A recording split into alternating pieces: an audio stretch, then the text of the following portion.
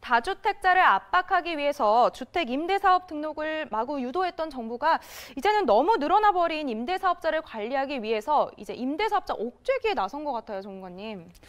그 옥죄기라는 표현은 좀 그렇고요. 어찌됐든 혜택을 주기 때문에 정부는 사후 관리를 하는 게 맞습니다. 저는 맞다고 보고요. 자, 우리가 2017년도에 전세 가격이 많이 올랐습니다. 그러다 보니까 주택 임대사업자를 등록을 하게 되면은 연간 임대료 상승 5% 제한폭이 있다 보니까 사실상 전월세 상한제를 실시하는 그런 효과를 거둘 수가 있었거든요. 그래서 정부가 2017년도 말에 임대주택 활성화 방안이라는 대책을 내놨습니다. 그 이후에 이제 급증을 하게 됩니다. 자, 참고로 데이터를 좀 보면서 말씀 좀 드리도록 하겠습니다. 우리가 2012년도에 임대사업자는 전국적으로 약 한 5만 4천 명이었고요. 임대사업자를 등록한 주택수는 약 한 40만 채, 이 정도 수준이었습니다. 그게 2017년 거치면서 굉장히 많이 늘었죠. 그러면서 이제 작년 말 기준으로 임대사업자 숫자는 무려 40만 7천 명. 자, 과거에 한 6년 사이에, 한 5년, 만 5년 사이에 한 8배가 많이 올랐고, 증가가 됐고요. 그 다음에 임대주택으로 등록된 주택 수만 봐도 40만 채에서 136만 2천 채로 올랐기 때문에 굉장히 많이 올랐습니다. 자, 그런데 특히 작년 9.13 조치에서 혜택이 좀 축소된다고 하니까 또 서둘러서 많이 하다 보니까 작년 4, 4분기에 또 대폭 증가가 됐습니다. 한 8만 9천호를 등록을 했습니다. 그런데 이런 전국적으로 주택 임대사업자를 등록된 주택의 분포를 보면은 서울 및 수도권에 약 한 70%가 집중이 돼 있습니다. 자, 오늘 헤드라인 뉴스도 나왔습니다만 지방 아파트 시장은 좀 약간 지금 불황입니다. 그런데 이런 서울 및 수도권에 약 70%가 임대사업자로 등록이 됐다는 얘기는 그만큼 매물 잠김 현상이 심화가 될 가능성이 농후하다. 즉, 이런 매물들은 앞으로 5년, 10년 후에나 매물로 나올 수 있기 때문에 그렇지 않아도 수급 불균형이라는 단어가 연상될 수 있는 서울 및 수도권 지역에 이런 매물 잠긴 현상이 과연 향후 이런 서울 및 수도권 시장에 있어서 주택 시장에 있어서 어떤 영향을 초래할 건지 그 부분은 우리가 아주 예민하게 주시할 필요가 있다고 보여집니다. 네, 그렇다면 이 주택 임대사업자 너무 늘어났기 때문일까요? 아니면 또 과한 혜택 때문일까요? 정부가 이제는 주택 임대사업자에 대한 세제 혜택을 축소하는 쪽으로 좀 입장을 선회했어요. 예. 일단은 뭐랄까요? 작년 9.13 조치가 이제 대표적인데요. 한 4가지 정도 제가 요약해서 말씀 좀 드리겠습니다. 축소된 내용이 이렇습니다. 작년 4월 1일부터는 내가 단기 주택 임대사업자로 등록을 했다 할지라도 종부세 합산 배제를 받으시려면은 8년 임대를 해야 합니다. 그래서 우리가 일반적으로 단기 같은 경우는 5년 보유에 4년 임대 이런 규정이 있습니다만은 종부세 합산 배제를 받으시려면은 종전에는 5년 임대이면 가능했는데 지금은 이제 8년으로 늘었다는 거. 그게 이제 축소된 내용이 되겠고요. 그리고 나서는 이제 9.13 조치죠. 9.13 조치에서 계약일 기준입니다. 9월 13일 이전에 계약을 했다면 이 혜택이 축소되지 않고요. 그 이후에 계약을 해가지고 등록을 한 경우, 그러면서도 조정 대상 지역이 해당이 되겠습니다. 그랬을 경우에는 신규 취득을 해서 이게 했을 때도 양도세가 중과가 됩니다. 물론 장기 보유 특별공제는 받고 나머지에 대해서 이제 주택 수별로 이제 양도세가 중과가 되는 거고요. 그리고 이제 작년 9.13 조치죠. 이것도 역시 계약일 기준이고 조정 대상 지역입니다. 자, 종부세 합산입니다. 전에는 기준시가 6억이 넘지 않으면 종부세가 합산이 배제가 됐는데 이번에는 조정 대상 지역에서 금액에 상관없이 종부세가 합산되는 거고요.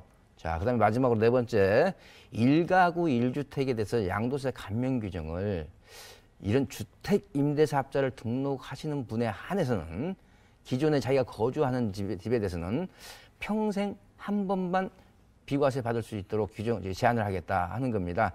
자, 이런 제한 조치가 따르게 되면은 일시적 2주택 개념으로 절세하는 그런 기법을 할 수가 없기 때문에 상당히 제약 요건이 뒤따르겠습니다. 그래서 특히 작년과 올해 이런 4가지의 혜택이 축소됐다 하는 것들을 우리가 좀 알고 있을 필요가 있겠습니다. 네, 축소된 주택 임대사업자의 혜택까지 살펴봤는데요. 그렇다면 또 바로 지난주죠. 1월 9일에 발표된 등록 임대주택 관리 강화 방안은 또 어떤 내용을 담고 있죠? 이렇습니다. 주택 임대사업자는 혜택을 주기 때문에 의무 규정이라는 게 있습니다. 그 의무 규정을 준수하지 않았을 때 과태료 처분이 있습니다.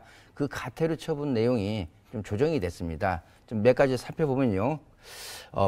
임대를 놔야 되는데 실제 주인이 거주하는 경우, 아니면은 고의적으로 임대를 놓지 않는 경우, 이런 경우라든지, 그 다음에 임대사업자한테 양도를 하는데 신고를 하지 않고 양도하는 경우, 또 임대 의무 기간이 끝났어요. 끝났지만은 양도를 할 때는 또 반드시 신고를 해야 됩니다.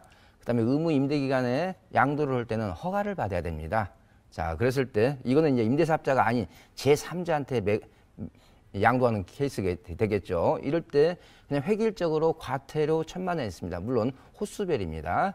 이걸 갖다가 좀 세분화시켰습니다. 즉 본인이 거주하지 않거나 고의로 미임대하는 경우, 의무 임대 기간에 이런 경우는 과태료 5,000만 원 이하. 그다음에 의무 임대 기간 내에 허가 없이 양도하는 경우, 제3자에게 이런 경우가 이제 과태료 5,000만 원 이하가 되겠고요. 그렇지만 그 반면에 좀 경미하다고 생각되는 부분, 즉 미신고 후 양도라든지 2번 사항이죠. 자, 그다음에 이렇게 미신고 의무 기간이 끝나고 나서 미신고 후 양도, 이런 경우는 과태료 5,000만 원 이하가 아니고요. 여기 자료가 이거 화면이 좀 잘못됐습니다. 100만 원 이하가 되겠습니다. 자, 그리고 임대료 준수 규정이 있죠. 연간 5% 상승, 5%로 이게 제한을 달아줘. 이럴 때는 한 번 위반했을 때가 500만 원, 두 번째가 700만 원, 세 번째가 1,000만 원. 그런데 이걸 갖다가 최고 1,000만 원, 2,000만 원, 3,000만 원 해서 3,000만 원까지 상향을 시켰고요. 그다음에 재계약을 일정한 요건을 갖춘 세입자가 다시 계약을 요구를 했을 때는 거절을 할 수 없습니다. 자, 이런 조항이라든지, 그다음에 임대차 계약 변경 사항이 있으면 신고를 해야 됩니다. 그다음에 계약서 양식을 표준 임대차 계약서를 사용할 의무가 있습니다. 이런 사항 같은 경우는 변동 없이 500만 원, 700만 원, 1,000만 원으로 돼 있고요. 그다음에 임대사업자라는 것을 밝혀야 됩니다. 이런 경우는 이제 획일적으로 그냥 횟수에 상관없이 500만 원의 과태료가 처분이 뒤따릅니다. 그렇기 때문에 우리가 이런 과태료 내용도 좀 참고로 알아두실 필요가 있기 때문에 제가 오늘 정리를 해서 말씀 좀 드렸습니다.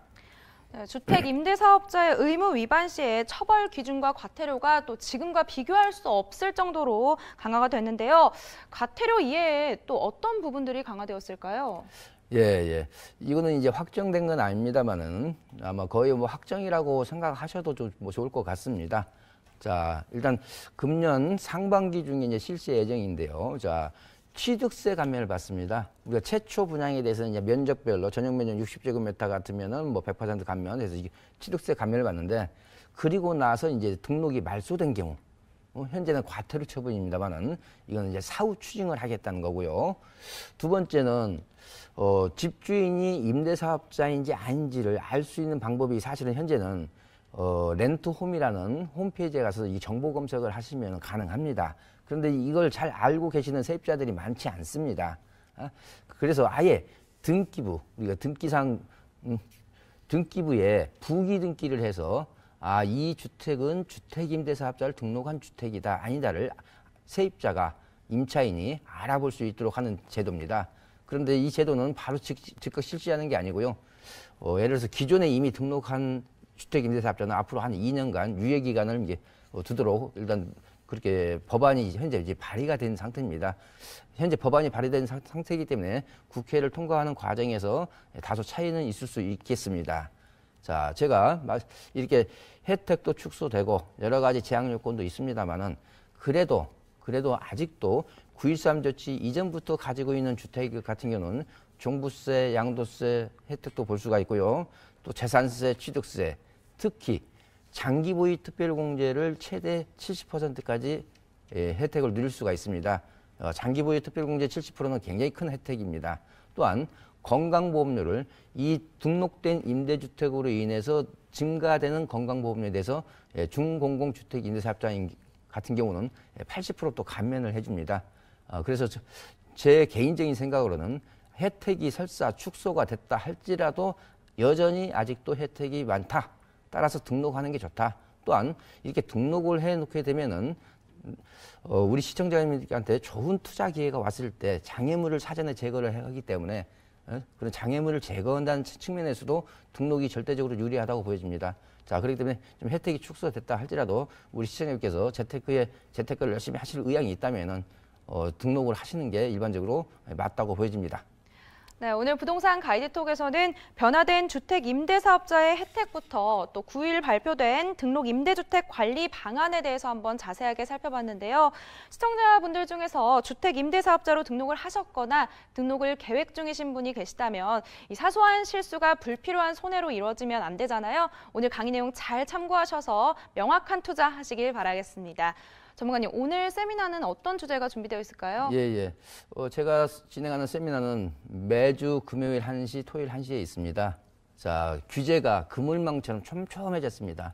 그만큼 빠져나갈 수 있는, 규제에서 좀 벗어날 수 있는 게 상당히 어려워졌습니다. 이럴 때 재테크를 어떻게 할 건가? 이렇게 규제가 촘촘해질 때는 우리가 나오는 현상이 크게 세 가지입니다. 첫 번째가 양극화입니다. 두 번째가 풍선효과입니다. 세 번째가 갭매우기 현상입니다. 이러한 나오는 현상 세 가지를 어떻게 하면 잘 활용해서 유용한 재테크를 할 건가에 대해서 그런 고민이 있으시다면요. 제 세미나에 오시면 상당히 유익할 겁니다. 특히 제 세미나에 처음 오신 분에 한해서는 제가 세미나 끝나고 1:1 무료 상담까지도 진행을 해드리고 있습니다. 많은 관심 부탁드리겠습니다. 네, 규제가 촘촘해진다면 우리는 또 꼼꼼하게 대비를 하는 게 좋겠죠? 세미나에 참석하셔서 다양하고 유익한 정보들 챙겨가시길 바라겠습니다. 지금까지 부동산 가이드톡이었습니다.